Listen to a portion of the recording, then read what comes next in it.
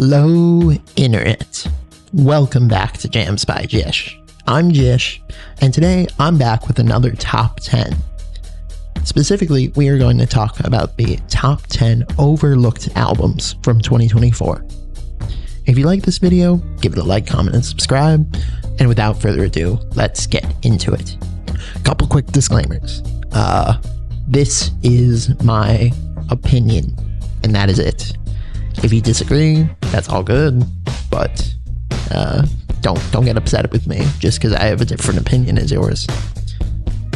And other thing, honestly, with this list, the order doesn't really matter. I think that these are all pretty great albums, and I think that they should all be listened to. Now, at number 10, This Is How Tomorrow Moves by Beabadoobee. I really did love this Beabadoobee album. I initially was not the biggest fan of it. And, you know, it got pretty good reception. It was pretty popular. One of the songs was on the Indie Top 100. It's funny because this is a case where I was the one who overlooked it.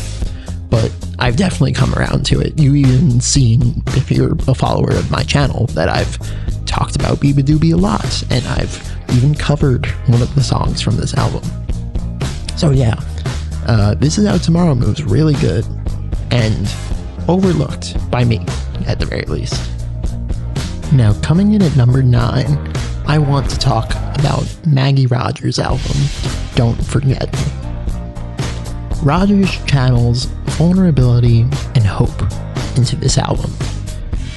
With tracks like The Kill, this album is a beautiful reminder of the power of reflection and renewal when you talk about issues like mutual culpability and breakup.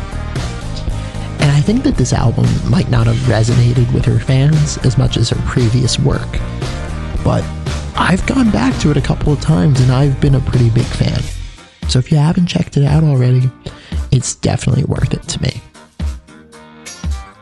Now, at number 8 is an album that definitely did get its moment in the spotlight, but in my opinion didn't get it enough, which is Imaginal Disc by Magdalena Bay.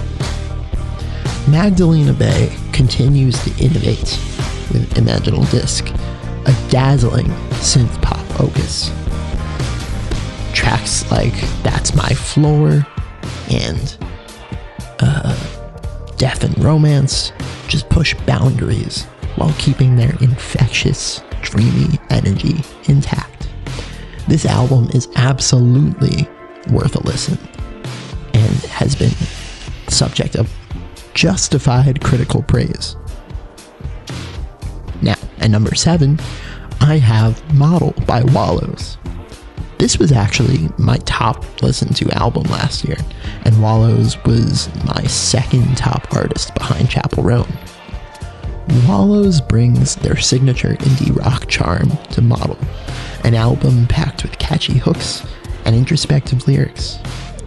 I've revisited this album a lot, whether it's Your Apartment, Calling After Me, A Warning. I just think there's so much good on this album, and I think it deserves more time in the limelight. So please give it a listen if you haven't already.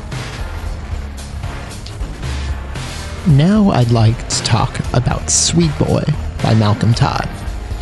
Malcolm Todd's Sweet Boy is a tender, genre-blending gem with heartfelt lyrics and understated melodies.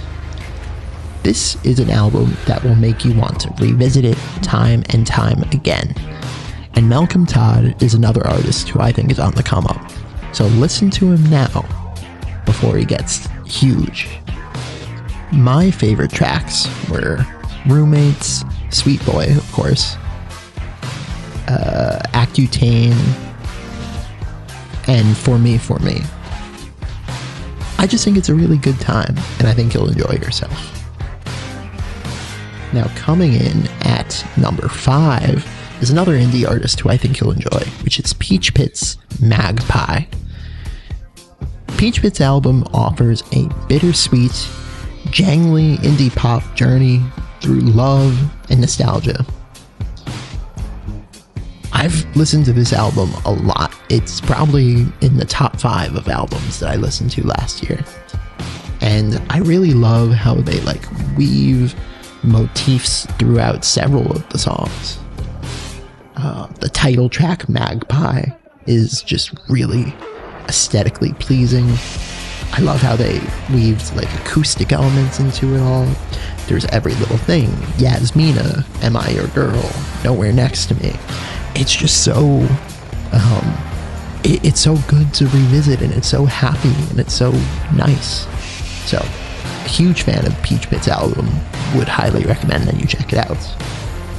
Next is another really underappreciated album in my opinion, which is Encuentros by Becky G. Continuing Becky G's evolution into music that's more in line with Mexican sounds and regional Mexican culture, Encuentros is a vibrant celebration of cultural identity. It fuses reggaeton, pop, and a lot of regional Mexican styles of music. I was a huge fan of this album, whether it was Como Diablos, Bandido, Muchas Gracias, Todo, Última Vez, Otro Capítulo. There was so much just raw talent on this album, and I felt like it just got completely ignored. I was going to make a video essay talking about it like 5 different times last year, but then I myself ended up just not doing it. And I kind of regret that, because I really, really like the album. And I especially like the outro that she gives in Por el Contrario, and the intro that she starts off with too. It's just so raw and authentic and vulnerable, and I think that Becky G is really evolving as a musician. It's amazing to see.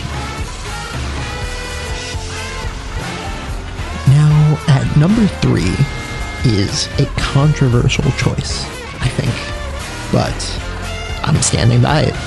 I think Camila Cabello got overhated for CXOXO. Cabello delivers one of her most personal projects yet with CXOXO.